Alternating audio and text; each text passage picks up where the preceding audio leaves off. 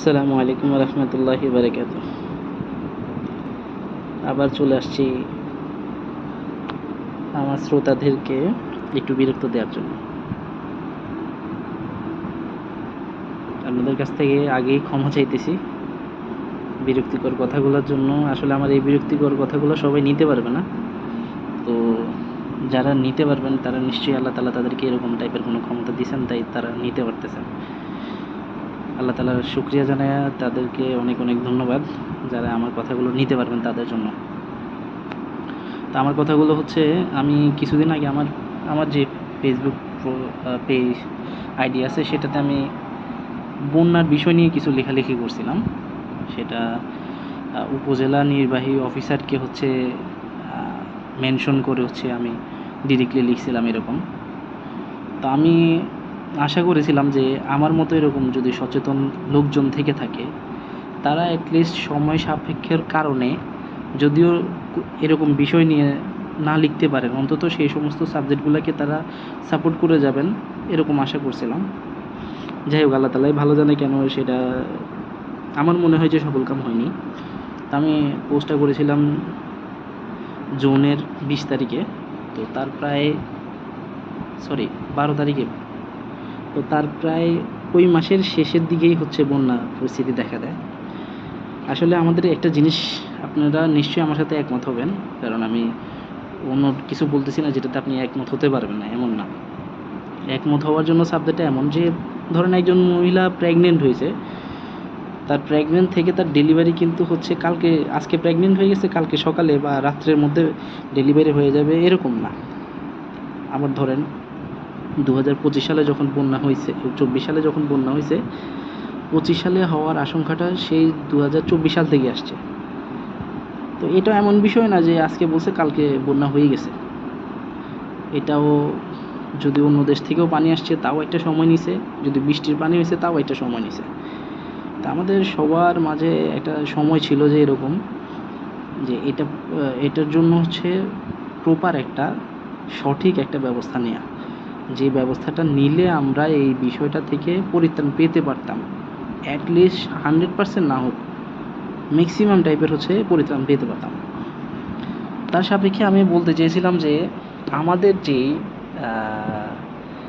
মনে করেন সেনবাগ এবং বেগমগঞ্জ মিলে যে খালটা, অর্থাৎ সোমেন মুন্সির হাট হয়ে জমিদারহাট পর্যন্ত যে খালটা আছে, সোমেন মুন্সির হাট এদিকে রাস্তার মাথা কোলান্দি এই অঞ্চল হয়ে যে রাস্তাটা আছে, তো বিশেষ করে রাস্তার মাথা থেকে সোমেন মুন্সির হাট ক্রস করা পর্যন্ত এখানে যে কিছু পোল নির্মাণ হয়েছে, মানে সরকারি ছাড়া যে কিছু ব্যক্তি মালিকানাধীন পোল নির্মাণ হয়েছে, সেগুলো ছিল হচ্ছে অপরিকল্পিত পোল ছিল। যেমন এখানকার মধ্যে পেট্রোল পাম্পের 2টা পোল আছে, দুপাশে দিয়ে 2টা পোল আছে। এটা আমি জানি না এটা সরকারের অনুমতি সাপেক্ষে কিনা, আমি জানি না। ইভেন আরও আমাদের সোমেন মুন্সির হাট বাজারের উপরে যে সমস্ত কিছু পোল আছে, সেই সমস্ত পোলগুলোও যেগুলো ব্যক্তি মালিকানাধীন, ওগুলোও হচ্ছে প্রশাসনের পারমিশন সাপেক্ষে হয়েছে কিনা, ইভেন এটার মধ্যে কি প্রশাসনিক কোনো হস্তক্ষেপ হওয়া উচিত কিনা, এই বিষয়ে যদি কেউ জেনে থাকেন কষ্ট করে আমাকে একটু জানাবেন, অ্যাটলিস্ট আমার জানার ক্ষেত্রেও সাপেক্ষে। তো আমি বলতে চেয়েছিলাম এই জন্য যে আপনি আজকেও যদি যান, আজকে হচ্ছে আপনার জুলাই মাসের হচ্ছে আজকে 16 তারিখ, তো আজকেও যদি যান দেখবেন যে কি হচ্ছে, সেই যে খালের কথা বলতেছি এই খাল দিয়ে পানি নামার মতো কোনো স্কোপ নাই। খালটা হচ্ছে অপরিষ্কার বদ্ধ জলাশয়ের মতো, এখান থেকে পানি চলাচল করতে পারে না। মনে করেন এই খালটা দখল করছে কারা? যারা ক্ষমতাসীন, যারা প্রভাবশালী, টাকা অর্থবিত্ত লোকজন আছে এমন টাইপের। কিন্তু এই খালের জলাবদ্ধতার কারণে পানি যখন আপনার বাসা বাড়িতে হচ্ছে পানিটা উঠতেছে, পানিটা খাল দিয়েই তো হচ্ছে গিয়ে বিলে যাচ্ছে বা নদীতে যাচ্ছে বা সমুদ্রে যাচ্ছে, তাই তো? তো এখানে যদি হচ্ছে পানি বাধাগ্রস্ত হয়ে থাকে, সেই ক্ষেত্রে পানিটা যাবে কোথায়? আর যে সমস্ত প্রভাবশালী লোকজন এগুলোর বদ্ধতার তৈরিতে হচ্ছে যাদের হচ্ছে অবদান আছেন, তো তারা এটার মানে আল্লাহর কাছে কি জবাব দেবেন? বা সেই সমস্ত লোকজন যারা খুবই নিম্নবিত্ত অসহায় মানুষ, যাদেরকে হচ্ছে তারা ত্রাণ হিসেবে হচ্ছে কিছু জিনিসপাতি দেয় বন্যা আবদ্ধ হয়ে যাওয়ার পরবর্তীতে। তারা কোনো কোনো বন্যা কবলিত মানুষজন কেউ কেউ গতবারে 4-5 মাসেও বন্যা থেকে পরিত্রাণ পায়নি, এমনও অনেক ফ্যামিলি আছে, আশা করি সবাই জেনে থাকবেন। তো এই যে জলাবদ্ধতা, মনে করেন একজন প্রভাবশালীর জন্য হচ্ছে 50 জন অসহায় ফ্যামিলি পরিবার, সেখানে 50টা ফ্যামিলিতে মনে করেন হচ্ছে এক ফ্যামিলিতে যদি 3 জন করে ধরেন তাহলে হচ্ছে লেগে 150 মানুষ মিনিমাম। তো একটা প্রভাবশালী মানুষের জন্য হচ্ছে যদি 150 মানুষ, এরকম কয়জন প্রভাবশালী আছে আর কয় 150 মানুষ হচ্ছে এরকম এই বন্যায় কবলিত হইতেছে, একবার চিন্তা করে দেখুন বিষয়টা কোথায় যাচ্ছে। তা আমি মনে করি তাকে আল্লাহ প্রভাব প্রতিপত্তি দিছে এই জন্য না যে সে মানুষকে হচ্ছে লেগে দাবাবে, মানুষকে তার এই সমস্ত কর্মের কারণে আরেকজন কষ্ট পাবে।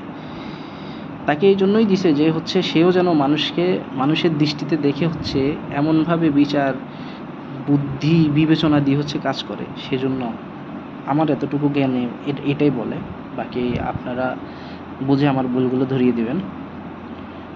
তো তারা যে এরকম অনৈতিক কাজ করার কারণে অন্য মানুষগুলো সাফার করে থাকে দিনকে দিন, বছরকে বছর, যেমন গতবার বন্যাতে এত মানুষ হচ্ছে তাদের আজীবনের সম্বল হারা হয়েছে, এটা বলা বাহুল্য। তারা সারা জীবন হচ্ছে সম্বল জোগাইছে, আর এই বন্যা হচ্ছে সব নিয়ে গেছে। আমার কথা না বিশ্বাস হইলে আসুন্না ফান্ড সহ হচ্ছে বাংলাদেশের যতগুলো ফাউন্ডেশন তাদেরকে আর্থিকভাবে সহায়তা করছে, তাদের থেকে তথ্য নিয়ে জানতে পারবেন যে কতগুলো ফ্যামিলি নিঃস্ব হয়ে গেছে, তারা কীভাবে কতটুকু দান বা তাদেরকে সহযোগিতা করছে, এইসব বিষয় হচ্ছে খবর নিতে পারেন। তো আমি আমার এই বার্তার শেষ পর্যন্ত এসে একটা জিনিস সবার কাছে করজোড় আবেদন করব, সবাইকে আল্লাহ তাআলা যে বিবেক, জ্ঞান, বুদ্ধি, মনুষ্যত্ব দিয়েছেন, দয়া করে এগুলো প্রপারভাবে কাজে লাগানোর চেষ্টা করুন। আর নিজে এমন কোনো কাজ করবেন না, এবং আপনাদের সাথে সাথে আল্লাহ তাআলা আমাকেও এরকম টাইপের দয়া এবং কি জ্ঞান দান করুক, যেটা দ্বারা নিজের দ্বারা অন্য মানুষ যেন ক্ষতিগ্রস্ত না হইতে পারে, আর নিজের দ্বারা অন্য মানুষ ক্ষতিগ্রস্ত হয় এমন কাজ থেকে যেন আল্লাহ তাআলা আমাকে দূরে রাখে। সবাই আমার জন্য দোয়া করবেন, সবাই সকলের জন্য দোয়া করবেন। আর আশা রাখি সবাই আমার কথাগুলো বোঝার চেষ্টা করবেন, আর যদি না বুঝে থাকেন কেউ, যদি কারো খুব আগ্রহ থাকে তাহলে আমাকে জানাতে পারেন, আমার জন্য দোয়া করবেন। সালাম আলাইকুম।